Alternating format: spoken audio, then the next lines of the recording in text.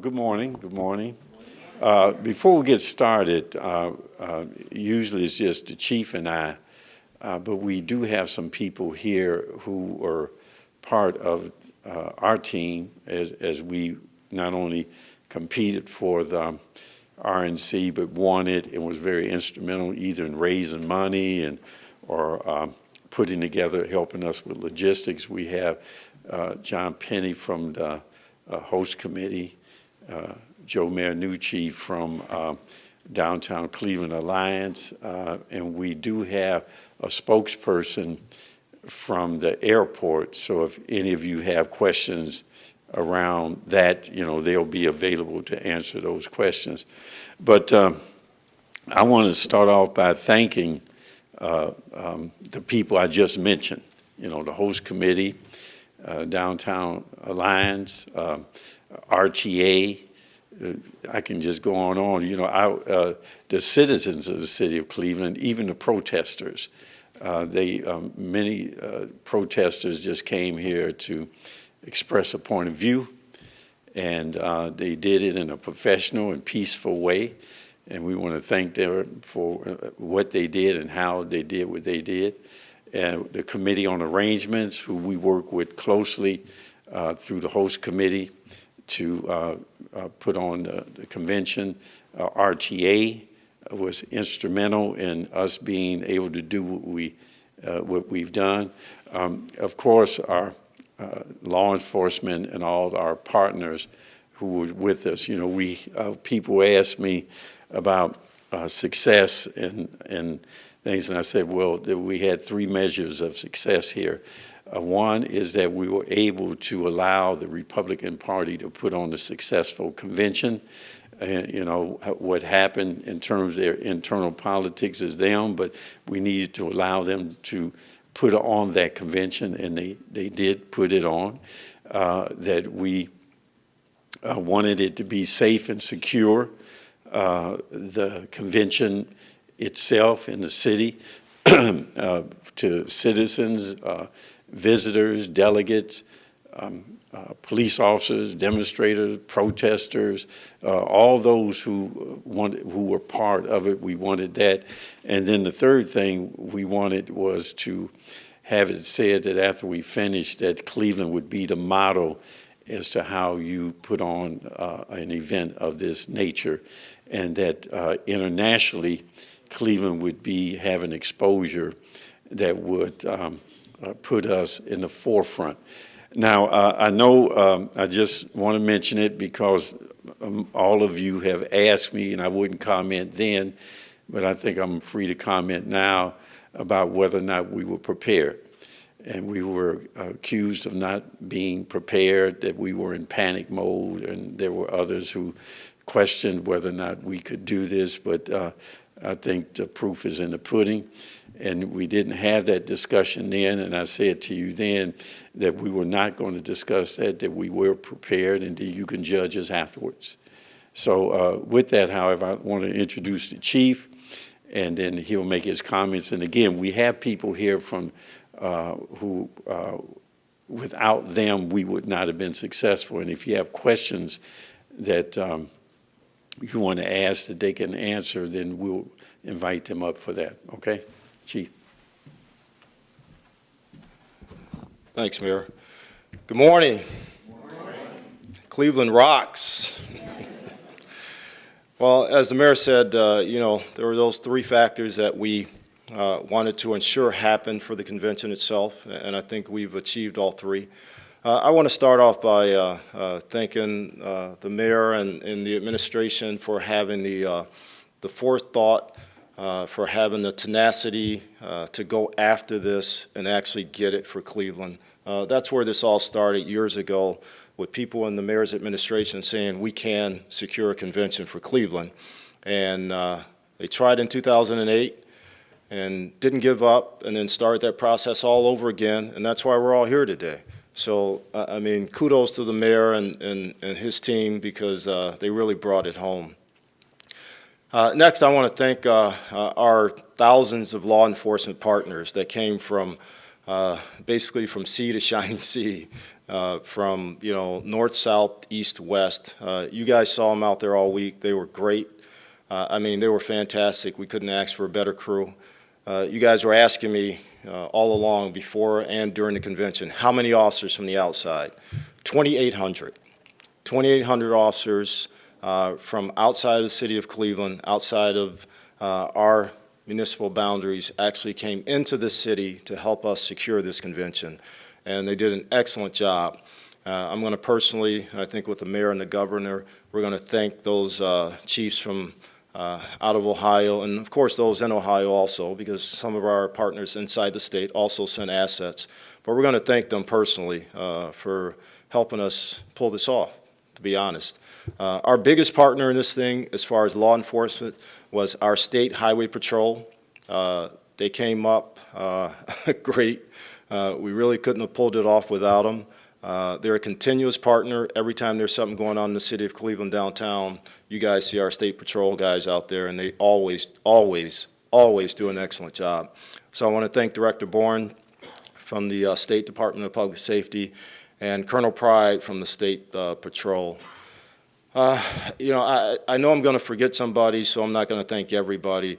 But, you know, our community showed up. There are a lot of people out there from Cleveland, from the surrounding areas, that thanked officers, that thanked me day in and day out, that kind of said, you know, this is great, this is how Cleveland should be.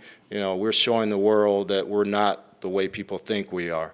So, you know, for our citizens here in Cleveland and around Northeast Ohio, thank you guys, thank you. The protesters, like the mayor said, you know, there were a couple groups that got a little sideways, but the other groups came, did what they wanted to do as far as First or Second Amendment. I think they had a great time doing it, and then they went on about their business. So, you know, we appreciate that. You know, you don't pull off something like this without a little bit of luck and a lot of prayers.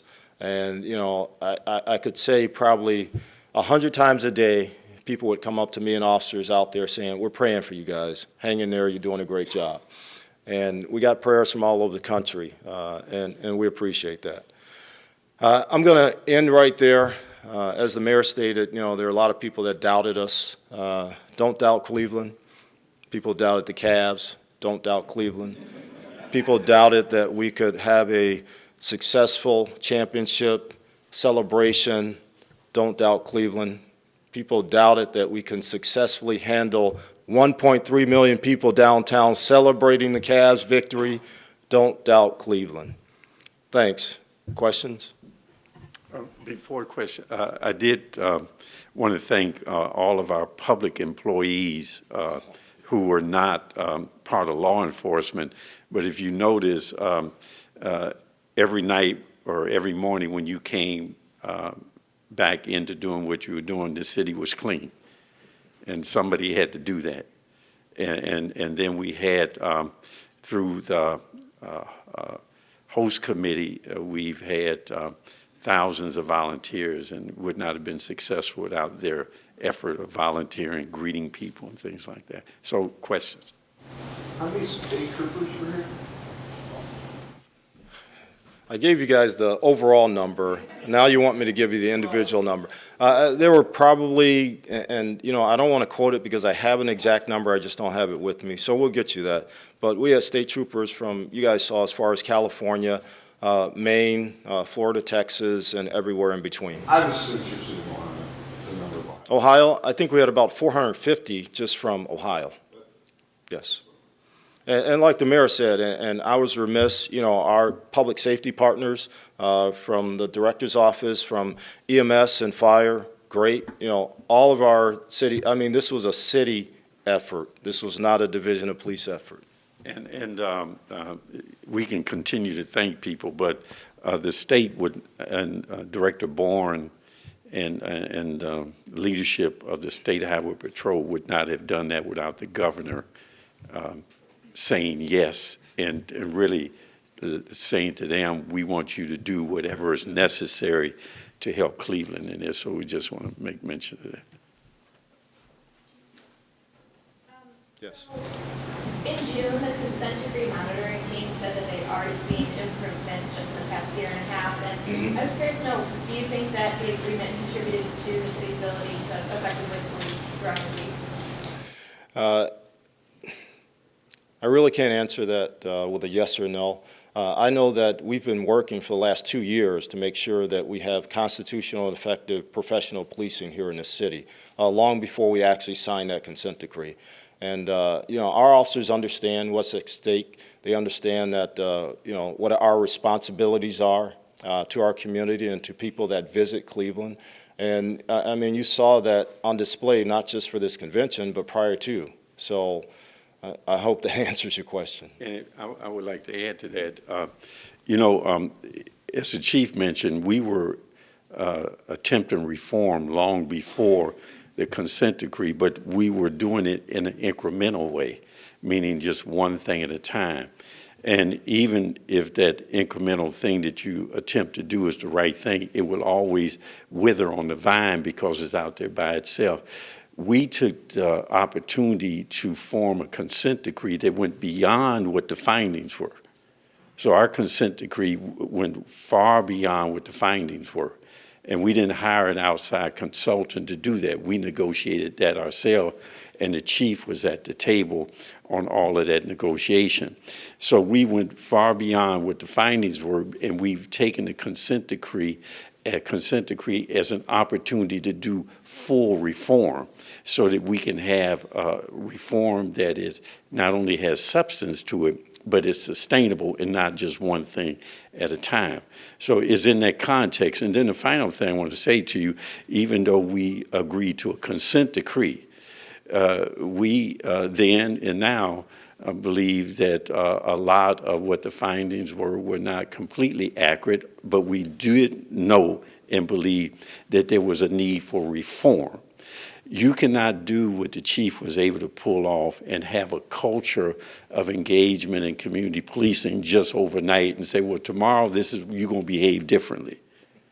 So this is a behavior that we had in the division with some incidents that were occurring that needed to be corrected and that needed to be corrected in a way that then made us be able to have this consent decree that now is a comprehensive reform tool that has in its accountability, training, both in intervention and crisis intervention, training in use of force, training in constitutional police, all these kinds of things. But you have to understand that that was the culture that we had just didn't pop up overnight. So we have been working on this for some time. The consent decree really gave us an opportunity to implement true reform and comprehensive reform in the division of police that we believe was needed. And Chief, everywhere I've gone, people have just been praising your work and the work of the police department and how successful that helped the convention. What do you think was the key to help make that such a success? What do you think was done? Well, I think the key from the beginning was our planning. We planned for this for a year and a half. We've worked it up and down, you know, front and back for a year and a half to make sure that we had a solid plan. And we implemented and worked that plan. And are your feet pretty tired? I'm tired all over, yes. Yes. How involved, will you go to the DNC Philly, will you be involved? Will you be riding your bike? No, I don't think we'll be going to Philly. We still have to demobilize, and we're doing that over the next couple of days. All of our officers are still on 12-hour shifts till tomorrow.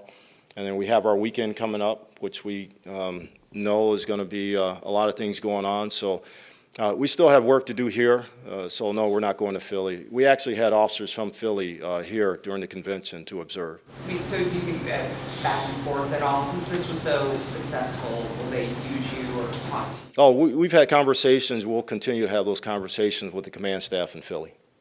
And Chief, how proud are you of your staff? I know all the help from outside has been great, but Well, as I said before, you know, we don't do this in a vacuum. We don't do it as a division ourselves. We do it with the help of all of city government, all of our law enforcement partners. And the private sector. And of course, you know, Mr. Marinucci is here from Downtown Cleveland Alliance, the private sector. You know, I have to give a shout out to Deputy Chief Ed Tamba, who was the RNC lead for Division of Police, who put together a great plan with his team. You know, the three of them actually pulled this off.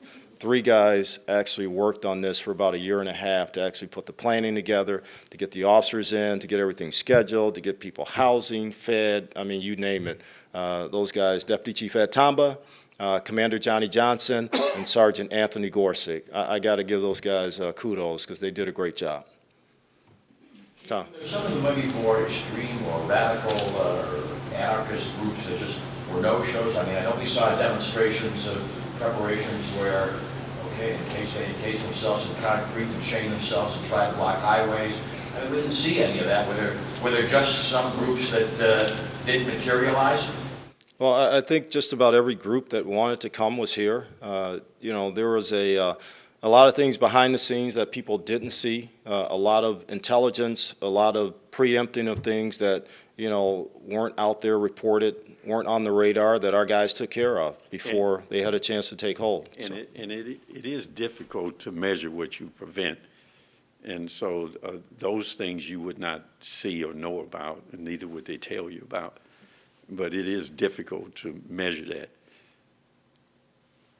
Mayor, are there any financial issues here at the end that you're concerned about? I mean, obviously the tear down cost and the undoing of everything that was did is going to have a price tag associated. Well, that Has the city got this all covered?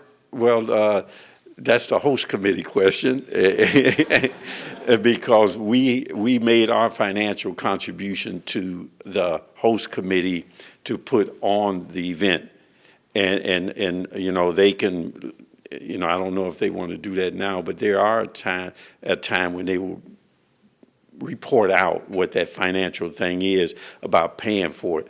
In terms of the services provided, we did provide, I think, $2.5 million to the host committee, and then we did do some in-kind service. So we will have some cost. What that is, I don't know. Much of the cost around safety will be reimbursed through the grant that we got from the federal government, the Homeland Security grant. We won't know exactly what that will be until the audit is done. But we did have, you know, have to have the cash flow to pay for things, and then they do it on a reimbursement basis. So we know that the deal between the host committee and the RNC is a private contract, but are there any terms in there where the city could get stuck holding the bag? No, we negotiated a pretty good contract in that regard. But we were obligated, like I said, we committed $2.5 million, and we were obligated to provide some level of service that we would normally provide, and additional service associated with that. But there's $5 million and change, I think, of unraised money. Is there any way the city could ultimately be responsible for that? No. Staging what clearly is a really successful convention, what do you think this means for the city going forward? Well, what it means is that people will perceive us in a way that I know I have, and many other people have been talking about for some time, that Cleveland has developed a winning attitude, and that Cleveland is really a nice place not only to live, work, play, and to do business. And that as people think about where they want to live, where they want to locate, where they want to do business, if they think about where they want to have their conventions, you know, they look at Cleveland now because of a successful event. It really puts us in a different light, with a different image. If you remember, one of the three things that I talked about, not only that people would look at us as to how to do this, but since we had exposure of, I guess, around 15,000 media, many of them international, that you could not pay for that kind of marketing that kind of exposure. And so that's what it gave us. It gave us a long-range image that will stick in people's minds about Cleveland that is very positive. Chief, follow up to that idea. Everyone's having this national conversation about policing, use of force, and we've kind of talked about this a little this week. Most people that aren't from here, when you think of Cleveland police, they're only thinking of the DOJ situation and Tamir Rice. So how does this help you with people who are not here day to day, with the department's image nationally, and how does it maybe help you regain some trust locally? Just the success of this week. Well, again, I think people kind of pigeonhole, the city of Cleveland with things that happen around the country as far as people's local sentiments about the Division of Police. I think people underestimate the support that this community has for its Division of Police. We had a lot of those conversations this week, with people from Cleveland and not from Cleveland. And, I think the theme throughout those conversations was, we all need to talk to get to the bottom of, solving the issues that we have. And we tried to make sure we kept reiterating that to people. And a lot of people came up to us and said, yeah, there's some issues that we have to talk about, but we'll get through them. You've mentioned that you feel that there are things from this convention that will help your Division of Police moving forward. Now that the actual event has passed, can you kind of share if you saw anything that you think will help the police department long term? Well, I don't think there are any, we use the term assets other than our bikes. But I think there's a feeling that's over the city now, that's continuing to be over our officers and our community that, again, Cleveland can do whatever we have to do. And the people that doubt us, we continue to prove them wrong. And the people in the city see that, and I think they're starting to latch on to that more and more and more. I've opened up myself and my office, and the mayor's opened up the administration. If there's an issue we need to talk about, let us know, let's talk about it. People have a right to demonstrate, and that's fine, and we encourage it, but at the end of the demonstration, let's talk about, all right, what are we going to do to solve whatever the issue is you're demonstrating about. So I think this gave people an opportunity to talk to a lot of police officers from all around the country, up close and personal for 4 days straight, actually for about 8 days straight. And they got perspectives from all over the country, and I think it just furthers the narrative of let's find out what we can do with whatever the situation is. Mayor Jackson, the city obviously bought a $50 million insurance policy for this event. They contemplated some bad stuff that's happened around the country that ultimately didn't come to pass. Do you think that was still the right move to get such a large policy? Well, if you knew what was going to happen, you wouldn't need insurance. And so, as I've said in the past, it was a business proposition. They were believing the stuff that was being put out there by individuals, by media, about the high risk in Cleveland, and they were concerned about whether or not we were prepared. So they were in the same mode as other people were. And so we negotiated something that met their needs and also was for the cheapest price we could get it. And so it's why you buy insurance, hoping you don't need it. Would we have liked to have paid less? Yes, but that was not the case. And I guess now if they were looking at us, we wouldn't have to pay as much. But then in that environment, in the talk and the conversation that was going on, that's what they felt they needed, $50 million in a premium. And so we negotiated what ultimately wound up to be the premium and the coverage amount.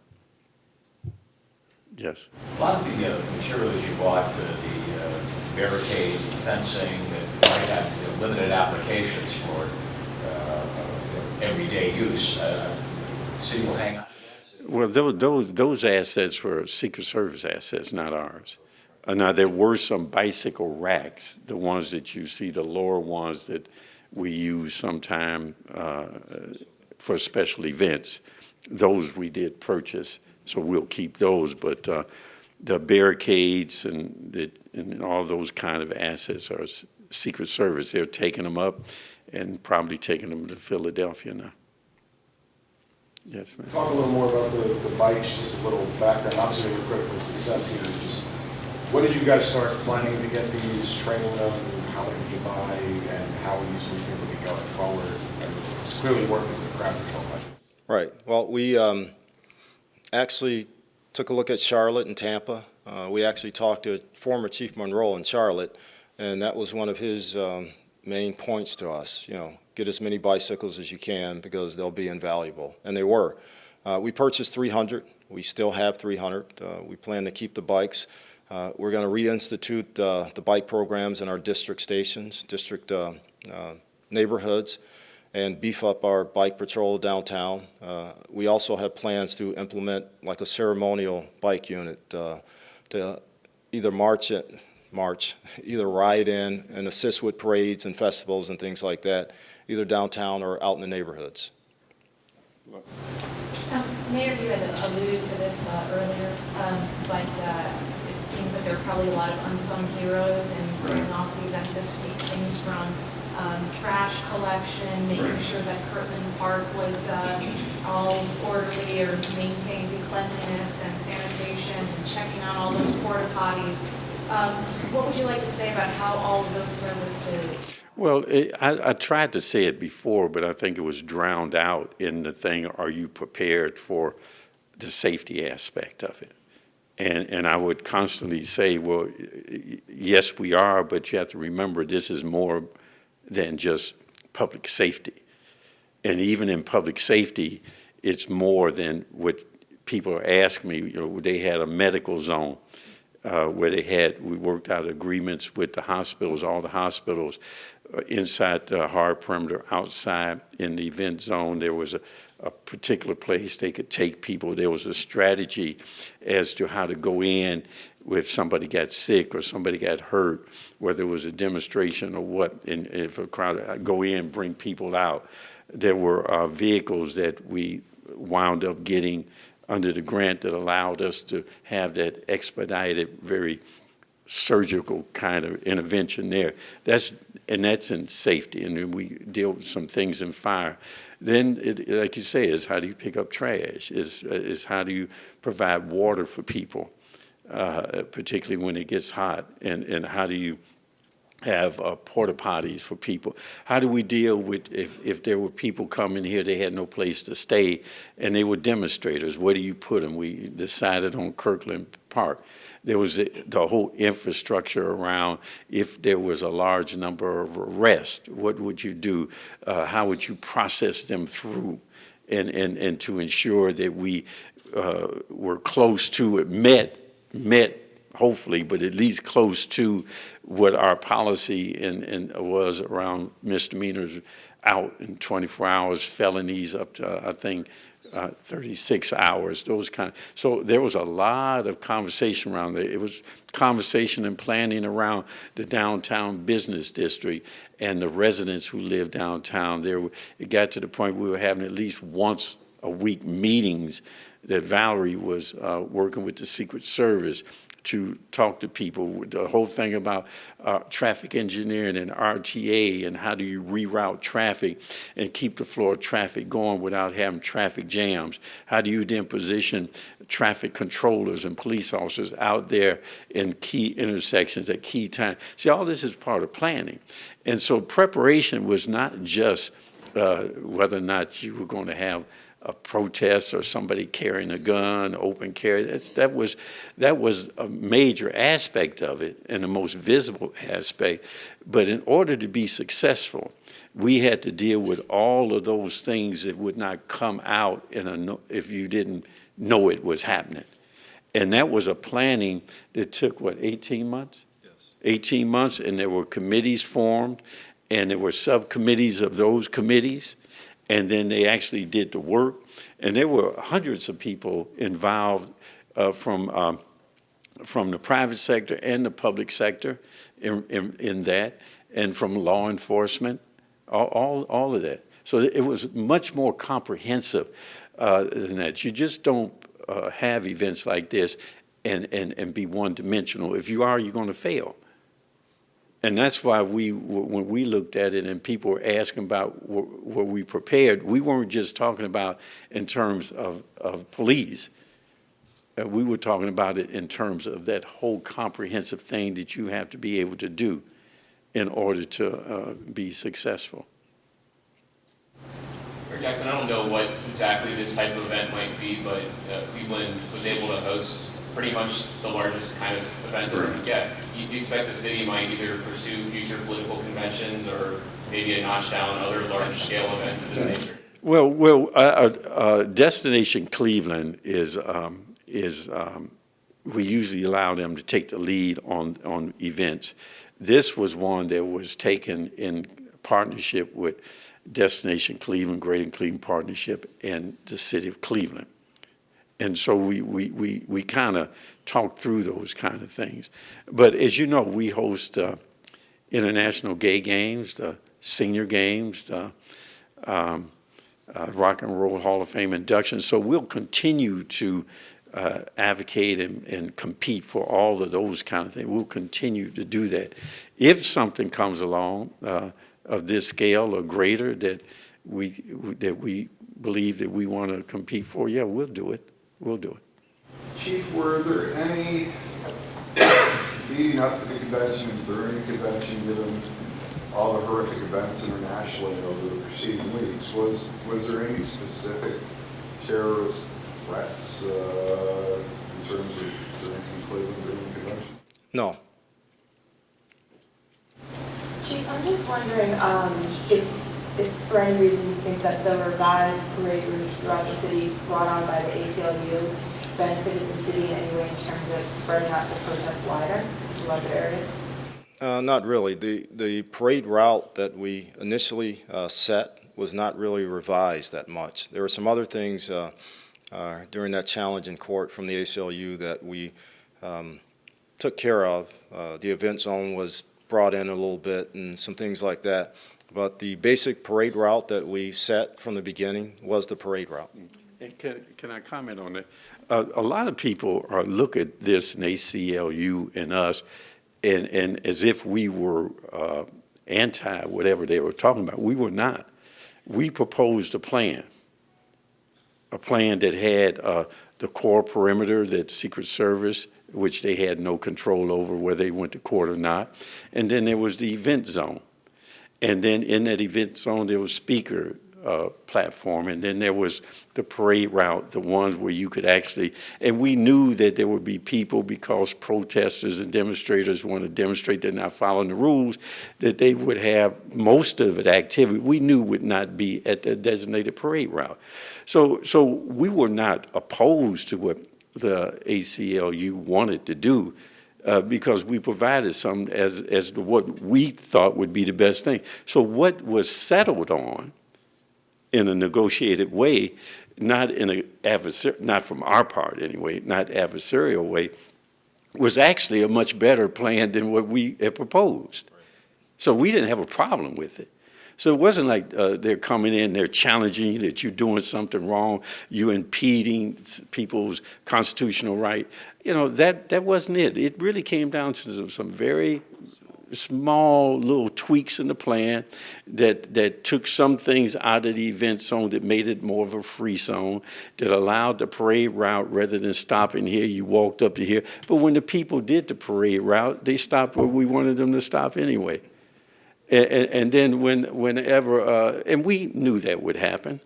And then whenever we also knew that the people who really wanted to demonstrate and make their point that they don't have to follow the rules would be civil disobedient, we knew that they wouldn't sign up for that.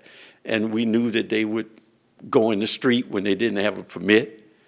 And we knew that we would allow them to do it as long as they don't get out of hand. And then when they got to the point that the chief being on the field, he made a determination, look, y'all, that's it. You got to get on the sidewalk. So we knew all that. We knew all that. So it wasn't, for us, it was not an adversarial approach. We presented a plan. They wanted some changes to it. We actually felt that the changes that they suggested was better for us, and we accepted it, and it was over with. if that helps. Okay. When I was talking to the ACLU National Lawyers Guild before the convention, they said they had maybe approached you or asked that some of the equipment purchased for the convention might be sold after the convention and help fund the proposed $11 million for the consent decree training. Any thoughts? Well, a lot of people propose that we do things. And some of those proposals are great ideals, and we do consider everything. But again, a lot of people have suggestions as to how we should, what we should do, how we should do it, and when we should do it, and we consider it. But I don't know what the conditions of the grant is. It doesn't allow for it. So, you know, it is what it is. It's out there as a possibility, or? No, the chief just said the grant does not allow for us to sell things and make profit off something or doing whatever it is. It just doesn't allow it. If there are federal conditions to the grant. So we keep the 300 bikes? Oh yeah, we keep the bikes, and we're going to use them too. Yeah, and we're going to keep everything else that we were able to purchase. We lease some things that'll go back. We purchased some things. A lot of the money you'll see when you do the freedom of information on it. A lot of the money was spent. The majority of money was on personnel, housing, room and board. You know, food, that kind of stuff. Do you have an estimated number? I don't know, but it's over half of it. Well, I mean, for the equipment, because I know. I don't know. I don't know. You haven't. I think it's public record, right? Right. And once we finish the audit side of it, and all of that, what they're going to reimburse us for, then I guess the federal people then. Right. Okay. Anything else? Thank you very much. Thank you. Thank you.